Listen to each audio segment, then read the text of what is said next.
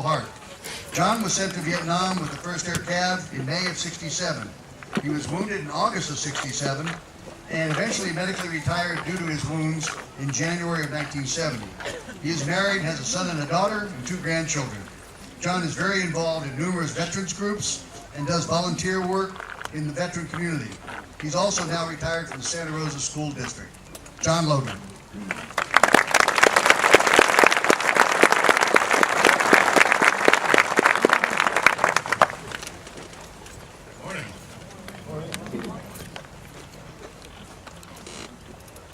The Redcoats approached Lexington on the morning of April 19, 1775, 500 strong. A little closer to the mic? All right. The rapidly formed militia that awaited them numbered fewer than 150. Ralph Waldo Emerson called it the shot heard round the world. Nobody knows who fired that first shot, but they do know that the British fired the first fusillade, and 49 patriots lay dead upon the common. Among them Samuel Hadley, John Brown, Caleb Harrington, Jonathan Harrington Jr., Jedediah Monroe, Robert Monroe, Isaac Musey, Jonas Parker, and Nathaniel Wyman. The front rank of the host of freedom was formed. More patriots died that day in Concord and in the skirmishes that followed. And they too joined the host. They were white, black, and Native American. They were Catholic, Protestant, and Jew. And they were one more thing. They were American. By day's end, however, it was the British that suffered the greater losses, as more than 300 militia eventually joined the fight and fought them on the British retreat back to Boston. A war to throw off the yoke of oppression had begun. A revolution that resulted some 25,000 casualties later, in the greatest experiment any population anywhere had conceived since ancient Greece. A democratic republic was born. Born from revolution, a revolution that reoccurs in this country every 4 years, as we, a free people, decide through ballot whether or not to retain the government or overthrow it. As long as it serves the people, they can stay. If not, goodbye. 227 years later, most of the world has yet to catch up with us. Is it perfect? Of course not. It was designed by men and endures in spite of our frailties and failures, our bullheadedness and foolishness, our prejudice and bigotry. Yet none of these very human conditions have shaken our faith in those basic tenets our forefathers so skillfully and reverently crafted. Our abiding faith in freedom, liberty, and justice for all. I believe that the host of freedom influences those willing to able and listen, those with open hearts and minds, bringing them ever back to those basic tenets and causing them to act for the betterment of this great land. War after war has had its toll. The War of 1812, 15,000 died. Mexican-American War, 13,000. Civil War, 625,000. World War I, 116,000. In cities and towns across the nation on this day, this Memorial Day, they read the names of their fallen. In World War I, from Sonoma County, among those that gave the full measure were Adam Smith, Leslie Ewell Townsend, and Spencer Evans. In World War II, 405,000 plus. Sonoma County residents George Giovannini, Doyle Beach, and Robert Allens were among those lost. Korea, 36,500. And here the list gets longer. Bear with me, please. From Sonoma County, Robert Bauer, Gerald Bumstead, Ivan Crabtree, Creed Eads, Francis Dutemple, Gary Edwards, Edward Fleming, Kermit Hawthorne, John Houseman, Samuel Jones, James LeBaron, Robert Lavelle, Fred Myers, George Poe, Lester Huber, and Cleophas Wilkins, all from our town, Peoria County.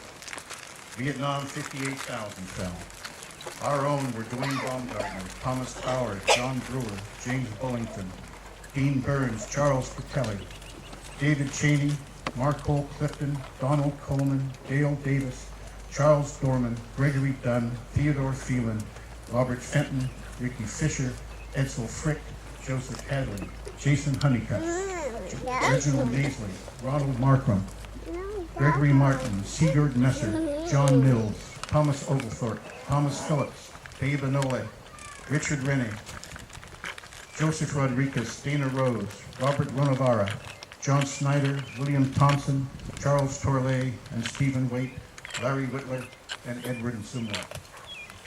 We lost another 149 in Desert Storm.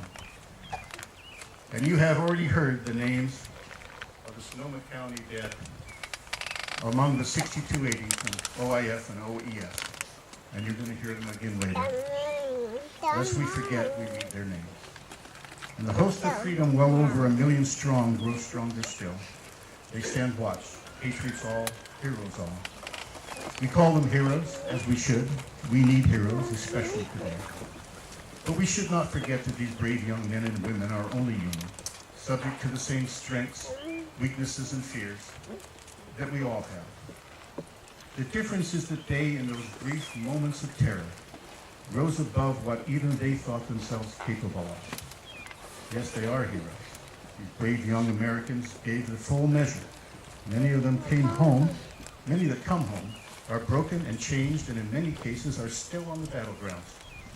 It is our duty to offer the aid and comfort needed and continue that aid and comfort until they are all the way home.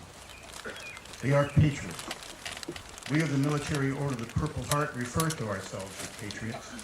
There's nothing wrong with love of country, as long as it includes selflessness, a sense of duty, respect, and responsibility. They all knew and know still today that life without freedom is slavery. Life without liberty is simply survival. And that life without justice is to survive under the yoke of oppression. Some say country right or wrong, and they're free to do so. But if we go off to right the wrongs of this world, to destroy fascism, to wage war on terror, to bring peace for its own sake, to keep us all secure, then maybe we should say, country, let's right the wrongs. So they go off to the most God-forsaken corners of this earth, and to ride upon the waves of every ocean and sea. The waters have run red with American blood. On desert sands in the Middle East and Africa, on fields of green in Europe and the jungles of Asia, American blood has stained this earth and stained it deeply.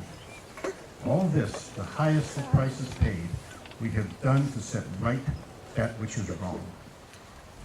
These great patriots I have the honor to serve with in our Purple Heart chapter have all shed blood for you and for the country, for their families, and have done so in the hope that the world would be a better place. They still work to assist and offer aid to our fellow veterans. They do not allow our brother veterans walk among us homeless and infirmed without offering a helping hand. This is especially true of those returning now. By doing so, we still serve this nation. I'd like to ask my fellow members of Chapter 78, Military Order of the Purple Heart, to stand. If you can, Bill. Bill Fulbright, a World War II Navy pilot.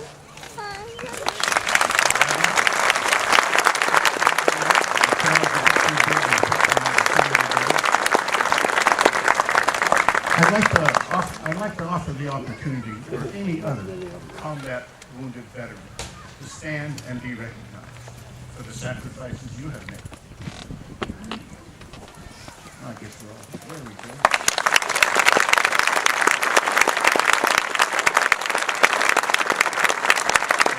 And the photo over here is an Afghan veteran in combat wounded. Well, and thank you, fellow veterans. It is my fervent belief that if we continue to help those still suffering from the wounds of war, both visible and not, that when our time comes and the host of freedom musters for parade, our names will be called. I will find my place in the rank and file. Maybe I will stand shoulder to shoulder with my father. How proud I was as a kid to be the son of a World War II veteran and career serviceman who also had a Purple Heart. Or maybe I will stand again among those that I saw fall in Vietnam, or among my fellow patriots. If we continue to serve our country, to give and not just take, if we live those daily principles so fundamental to American life, if we do enough in the memory of those that have made all we have possible, if we and all the things we do honor their sacrifice, we too will march with the host of freedom. God bless you. God bless America. And God bless their most cherished memory. Thank you.